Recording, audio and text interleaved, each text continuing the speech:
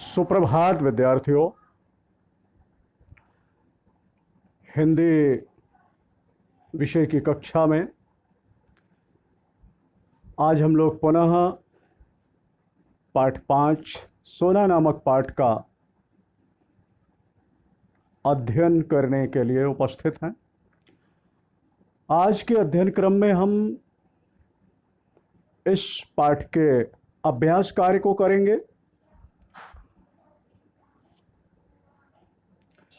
अभ्यास कार्य में आज हम बहुविकल्पीय प्रश्न, अति लघुत्तरीय प्रश्न, लघु उत्तरीय प्रश्न, गद्यांश से संबंधित प्रश्न व दीर्घोत्तरीय प्रश्न, इन सभी प्रश्नों और इनके उत्तरों के विषय में जानकारी प्राप्त करेंगे। आप लोग यदि पठन सामग्री लेकर अध्ययन में उपस्थित नहीं हैं तो कृपया वीडियो को यहीं पर रोक दें और पठन सामग्री ले आएं। इसके बाद अध्ययन में शामिल हों। ठीक है, सबसे पहले हम बहुविकल्पीय प्रश्न और उनके उत्तर पर ध्यान देंगे।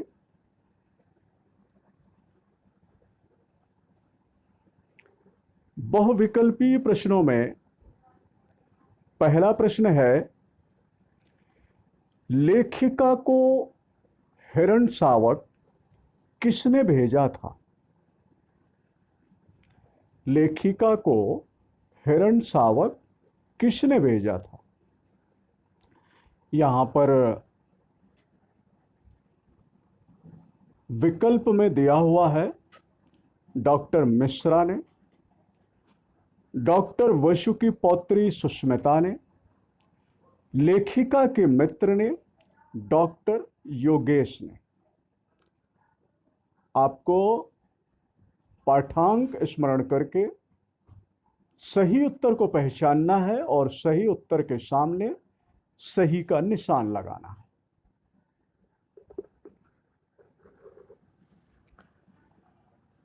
आपने सही विकल्प को पहचान कर निशान लगा लिया होगा। अब हम लोग ख नंबर प्रश्न की ओर बढ़ते हैं। सोना किस अवस्था में लेखिका के पास आई थी? स्वस्थ, यौवनावस्था, वयस्क या मरणासन्न अवस्था? इस उत्तर के भी 4 विकल्प यहां पर दिए हुए हैं। इनमें से जो सही विकल्प है उस पर आपको सही का निशान लगाना है। अगले प्रश्न की ओर बढ़ते हैं। ग नंबर प्रश्न है, लेखिका की कुतिया का क्या नाम था? उत्तर विकल्प में दिया हुआ है फ्लोरा, गिन्नी, जूली, किसमिस। तो इनमें से जो सही उत्तर है उस सही उत्तर पर आप लोग निशान लगाएं। अगला प्रश्न है, लेखिका ग्रीष्मावकाश में कहां की यात्रा पर गई थी? विकल्प में दिया हुआ है जगन्नाथ, अमरनाथ, बद्रीनाथ और रामेश्वरम। इस प्रश्न का जो भी उत्तर विकल्प है उस पर सही का निशान लगाएं। अगला प्रश्न है, खाद्य पदार्थों में सोना को क्या पसंद था? यहां पर विकल्प में दिया है मिठाई, बिस्कुट, चने और रोटी। तो इस प्रश्न को आप कट कर दें। इस प्रश्न को नहीं करना है। क्योंकि यह प्रश्न जो दिया हुआ है, इस प्रश्न से संबंधित कोई भी जानकारी हमें पाठ्यांक में नहीं दी गई है, इसलिए हम इस प्रश्न का उत्तर नहीं लिख पाएंगे। अतः अंगा नंबर प्रश्न को कट कर दें, इसे नहीं करना है। अब उत्तरों पर ध्यान दें। लेखिका को, का नंबर प्रश्न है, लेखिका को हिरण शावक किसने भेजा था? तो इसका उत्तर होगा डॉक्टर वसु की पौत्री सुष्मिता ने। दूसरा विकल्प, डॉक्टर वसु की पौत्री सुष्मिता ने। खा नंबर प्रश्न है, सोना किस अवस्था में लेखिका के पास आई? तो सोना मरणासन्न अवस्था में लेखिका के पास आई थी। अगला प्रश्न है, लेखिका की कुतिया का क्या नाम था? तो इसका उत्तर है फ्लोरा। पहला विकल्प सही है, फ्लोरा। अगला प्रश्न है, लेखिका ग्रीष्मावकाश में कहां की यात्रा पर गई थी? इसका उत्तर विकल्प है बद्रीनाथ की यात्रा पर। तो तीसरा विकल्प सही है, बद्रीनाथ। अंगा नंबर प्रश्न को हमें नहीं करना है, इसे कट कर दीजिए। अब हम अगले प्रश्न, अति लघुत्तरीय प्रश्न की ओर बढ़ेंगे।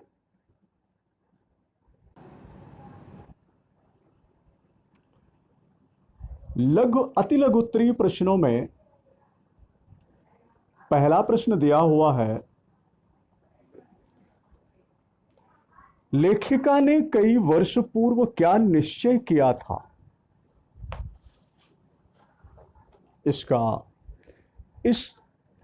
ये जो अति लघुत्तरीय प्रश्न दिए हुए हैं, इन सभी प्रश्नों के उत्तर हमें इन्हीं प्रश्नों के सामने एक शब्द या एक से अधिक शब्दों में लिखना होता है।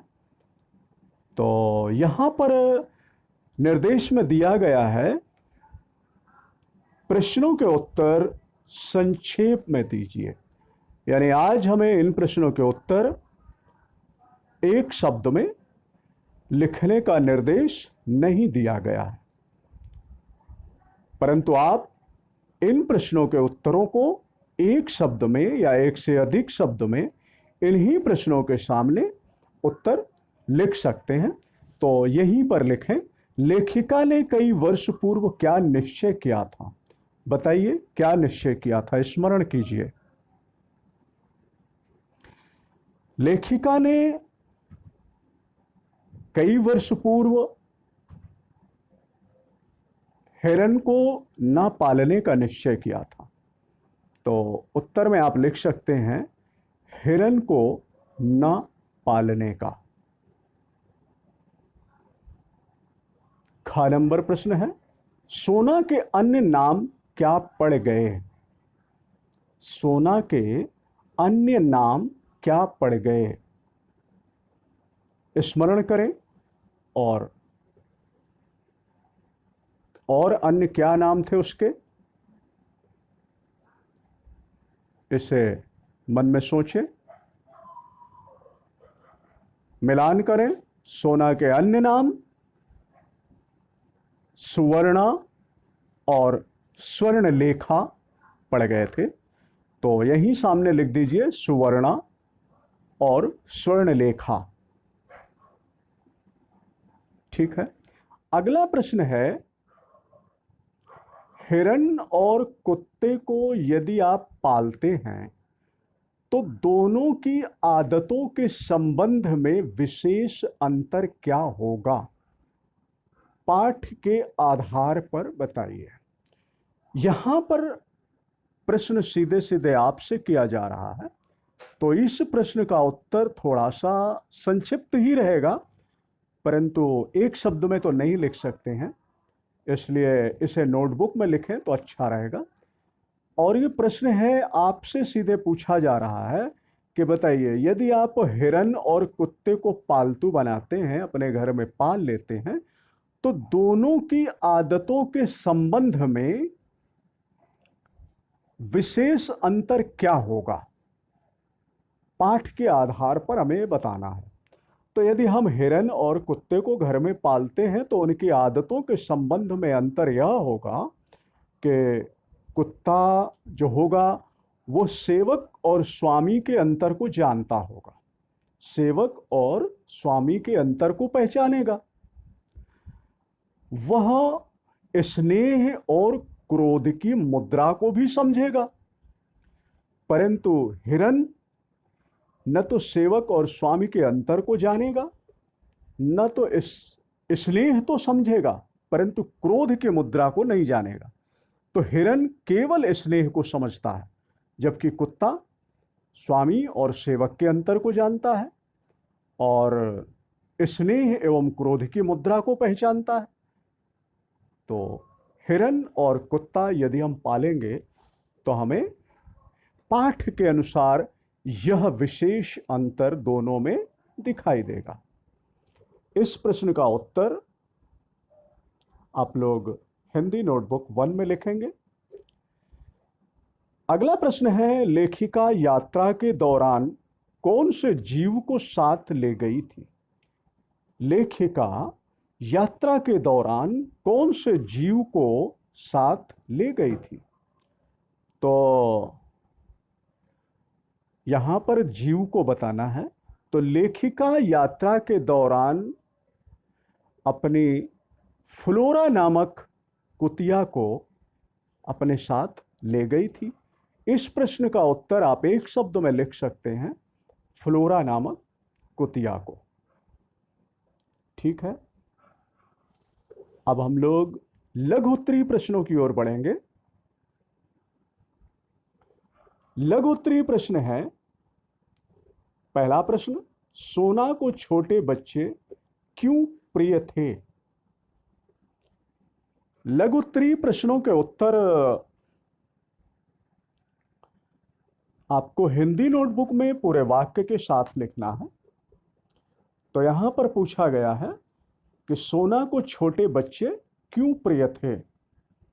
इसका उत्तर है, समझ लीजिए, समझने के बाद में आप लोग हिंदी नोटबुक 1 में प्रश्न और उत्तर लिखेंगे। सोना को छोटे बच्चे इसलिए अधिक प्रिय थे क्योंकि उनके साथ खेलने का अवसर उसे अधिक मिलता था। तो अधिक खेलने का अवसर मिलने के कारण सोना को छोटे बच्चे अधिक प्रिय लगते थे। अगला प्रश्न है, फ्लोरा सोना के संरक्षण में अपने बच्चों को क्यों सुरक्षित मानती थी? तो आपको भी याद होगा कि यहां पर बताया गया है पाठांक में, सोना की अहिंसक प्रवृत्ति, सोना की स्नेही और अहिंसक प्रवृत्ति के कारण फ्लोरा अपने बच्चों को सोना के संरक्षण में सुरक्षित मानती थी। क्यों मानती थी? तो सोना का जो स्नेही और अहिंसक स्वभाव था, उसके कारण फ्लोरा अपने बच्चों को सोना के संरक्षण में सुरक्षित मानती थी। अगला प्रश्न है, लेखिका के अन्य पालतू पशु कौन कौन थे? वे सोना के प्रति क्या भाव रखते थे? तो लेखिका के अन्य पालतू पशुओं में आपको याद होगा, गोधूली नामक बिल्ली, हेमंत बसंत नामक कुत्ते, फ्लोरा नामक कुतिया, ये अन्य पालतू पशु थे और वे सोना के प्रति सख्य भाव रखते थे। सख्य भाव। अगला प्रश्न है, सोना पाठ में लेखिका ने सोना के द्वारा किस समस्या की ओर ध्यान आकर्षित किया है। जी हाँ, इस पाठ के माध्यम से लेखिका ने एक विशेष समस्या की ओर हमारा ध्यान आकर्षित कराया है, और वह है निरीह जानवरों को पालने वाले लोग कम, परंतु खाद्य और स्वाद प्राप्त करने वालों का बाहुल्य है। क्या है? सबसे पहली समस्या ये है कि हमारे समाज में निरीह जानवरों को पालने वाले, उनको संरक्षण देने वाले लोगों की संख्या बहुत कम है, बल्कि खाद्य पदार्थ के रूप में उनका स्वाद लेने वाले लोगों की संख्या बहुत अधिक है।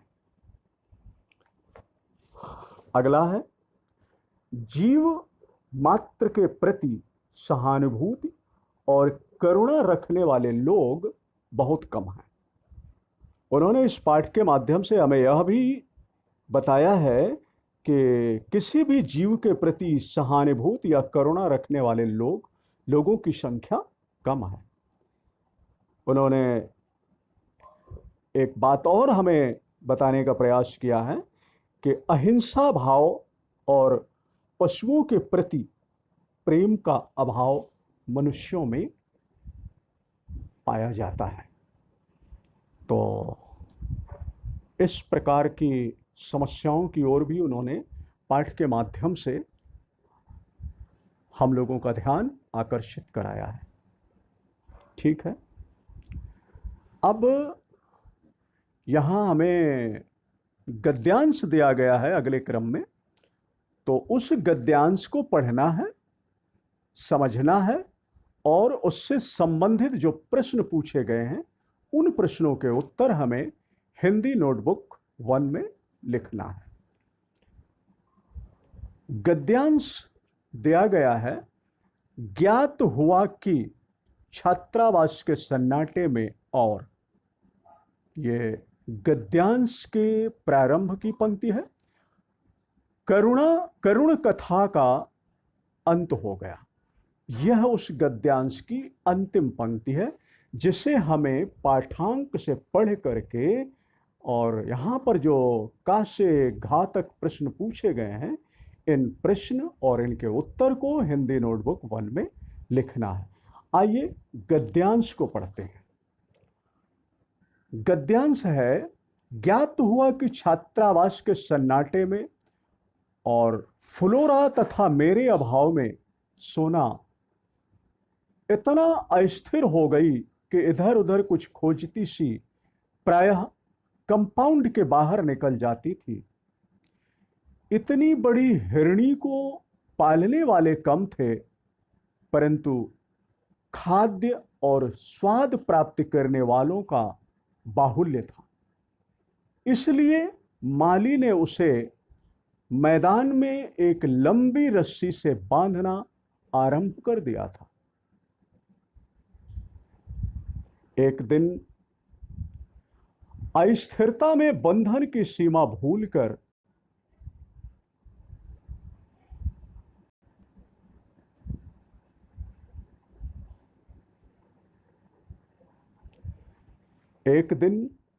अस्थिरता में बंधन की सीमा भूलकर वह बहुत ऊंचाई तक उछली और रस्सी के कारण मुंह के बल धरती पर आ गिरी। वही उसकी अंतिम सांस और अंतिम उछाल थी। सब उस सुनहले रेशम की गठरी जैसे शरीर को गंगा में प्रवाहित कराए, और इस प्रकार किसी निर्जन वन में जन्मी और जन संकुलता में पली सोना की करुण कथा का अंत हो गया। तो यह गद्यांश था, और इस गद्यांश से संबंधित आगे प्रश्न दिए जा रहे हैं जिनका उत्तर आपको अपने हिंदी नोटबुक 1 में प्रश्न के साथ लिखना है।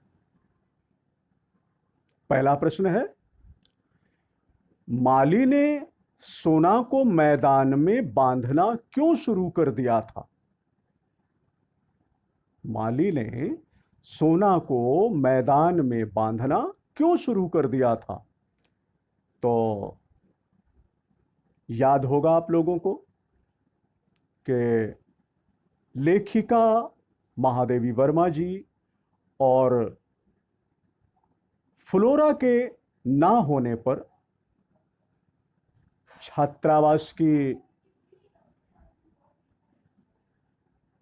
छात्राओं के ना होने पर ग्रीष्मावकाश के कारण छात्रावास की छात्राएं भी वहां नहीं थी और लेखिका भी वहां नहीं थी और फ्लोरा भी वहां नहीं थी।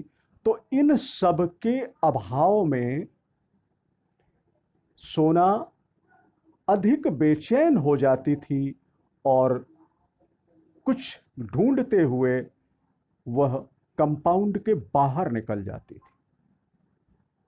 तो किसी प्रकार में सोना का अहित ना हो जाए, इस बात को ध्यान में रख करके माली ने सोना को रस्सी से बांधना शुरू कर दिया था। ठीक है,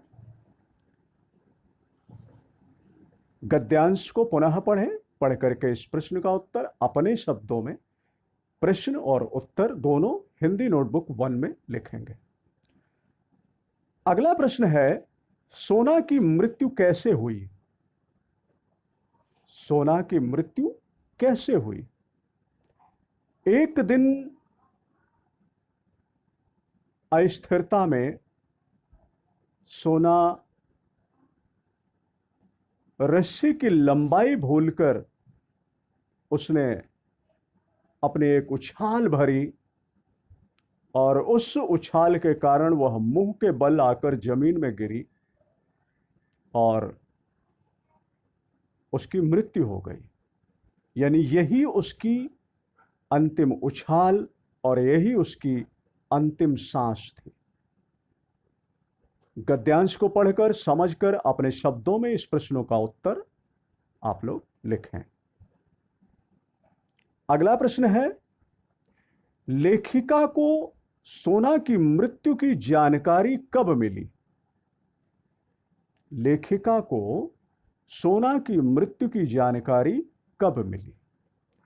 तो लेखिका को सोना की मृत्यु की जानकारी जब वह यात्रा से लौटकर आ गई तब मिली।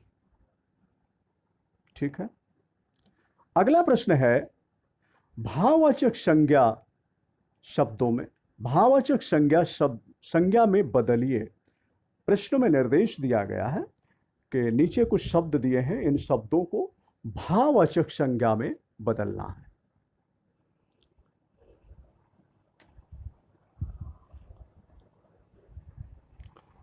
तो करुण, करुण का भाववाचक होगा करुणा।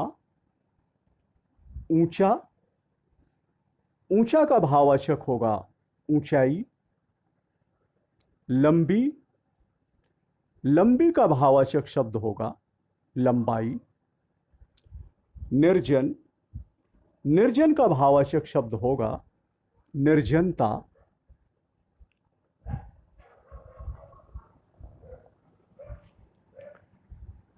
और सोना का भाववाचक शब्द होगा स्वर्णिम।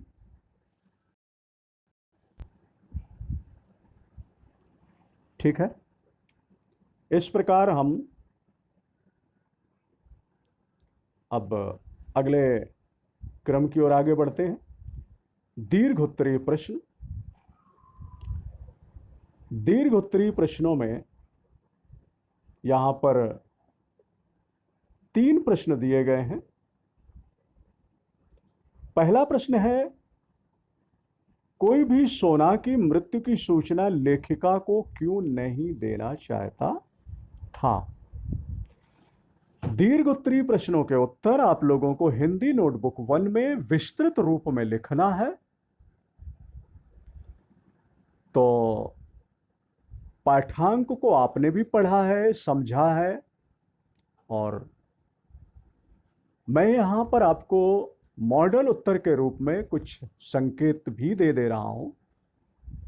तो इसे भी समझें और पाठांक को पुनः पढ़कर अपने शब्दों में दीर्घ उत्तरीय प्रश्नों के उत्तर विस्तृत रूप में लिखें। कहा जा रहा है, कोई भी सोना की मृत्यु की सूचना लेखिका को क्यों नहीं देना चाहता था। तो पाठांक में हमें बताया गया है कि लेखिका जब यात्रा से वापस आई तो उन्हें दुख ना हो, या कोई भी उन्हें दुखी नहीं करना चाहता था, इसलिए सोना की मृत्यु की सूचना उन्हें नहीं दे रहे थे, नहीं देना चाहते थे। अगला प्रश्न है, सोना के शारीरिक सौष्ठव पर प्रकाश डालिए। सोना का शारीरिक सौष्ठव मतलब शारीरिक बनावट।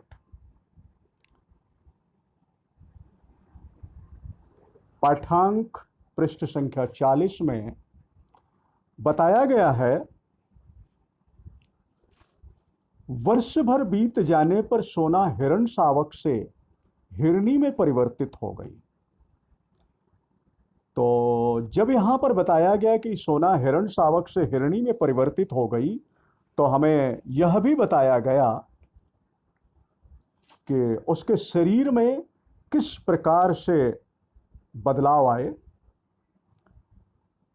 उसके शरीर के पीताभ रोए ताम्रवर्णी हो गए, टांगे अधिक सुडौल और खुरों में कालेपन की चमक आने लगी, ग्रीवा अधिक बंकिम और लचीली हो गई, आंखों के चारों ओर खिंची कज्जलकोर में नीले गोलक ऐसे लगते मानो नीलम के बल्बों में उजली विद्युत की चमक हो। तो इस प्रकार से पाठ में सोना के शारीरिक सौष्ठव का वर्णन किया गया है। आप लोग पाठांक को पढ़ें, समझें और अपने शब्दों में इस प्रश्न का उत्तर लिखें। अगला प्रश्न है, लेखिका हिरण क्यों पालना नहीं चाहती थी, स्पष्ट कीजिए। तो लेखिका ने सोना नाम के हिरण शावक को पाला, पाल पोस कर बड़ा किया। उसको पालने में उन्हें एक कठिन अनुष्ठान की तरह कार्य करना पड़ा। दूध की बोतल, ग्लूकोज, तमाम चीज़ें ढूंढ कर रखनी पड़ी। अभी सोना जिस अवस्था में उनके पास आई थी कि उसका मुंह भी नहीं खुलता था, बोतल को वो पहचानती भी नहीं थी आदि। तो बड़ी मेहनत से, बड़े जतन से, बहुत प्रयास करके उन्होंने सोना को जीवन दिया था, पाल पोस कर उसे बड़ा किया था, और उन्हें सोना से स्नेह भी बहुत था। परंतु एक विषम परिस्थिति में जब सोना की मृत्यु हो गई तो उससे लेखिका बहुत दुखी हुई। जिस कारण से उसकी मृत्यु हुई वो कोई कारण नहीं था उसके मृत्यु का, वो केवल सब लोगों के अभाव में दुखी होकर के सबके साथ रहना चाहती थी। इतना स्नेह था उसे, फ्लोरा के साथ भी रहना चाहती थी, छात्रावास की छात्राओं के साथ भी उसका मन लगता था, लेखिका को बहुत स्नेह करती थी। और इन सब के अभाव में वह अस्थिर हुई और उसका परिणाम यह निकला कि उसकी जीवन लीला समाप्त हो गई। तो इस बात से लेखिका बहुत दुखी थी। इस कारण से उन्होंने यह निर्णय लिया था कि अब वो हिरण नहीं पालेंगी, या इस कारण से वह अब हिरण नहीं पालना चाहती थी। दीर्घ उत्तरीय प्रश्नों के सभी प्रश्न और इनके उत्तर आप लोग पाठांत को पुनः पढ़कर समझकर अपने शब्दों में उत्तर लिखें और दीर्घ उत्तरीय प्रश्नों के उत्तर विस्तृत रूप में लिखे जाएंगे। इसके बाद अब हम लोग अगले क्रम में बढ़ते हैं। अगले क्रम में हमें गृह कार्य करना है। गृह कार्य में आपको प्रश्न संख्या 1, 2, 3, 4 व 5 को पूरा करना है। प्रश्न संख्या 1 व 2 आप पाठ्यपुस्तक में ही करेंगे। प्रश्न संख्या 2 का एक प्रश्न है जिसे आपको हिंदी नोटबुक 1 में लिखना है। बाकी सभी प्रश्नों को यहीं पर लिखिए। प्रश्न संख्या 3, प्रश्न संख्या 4 व प्रश्न संख्या 5 इनके प्रश्न और उत्तर आपको हिंदी नोटबुक 1 में लिखना है। ठीक प्रकार से समझ लें, प्रश्न संख्या 1 व 2 के उत्तर आपको पाठ्यपुस्तक में लिखना है। प्रश्न संख्या 2 का एक प्रश्न है जिसे आपको हिंदी नोटबुक 1 में लिखना है। प्रश्न संख्या 3, 4 व 5 के उत्तर, प्रश्न और उत्तर आपको हिंदी नोटबुक 1 में लिखना है। ठीक है। इसके साथ ही आज का अध्ययन क्रम यही समाप्त होता है। धन्यवाद।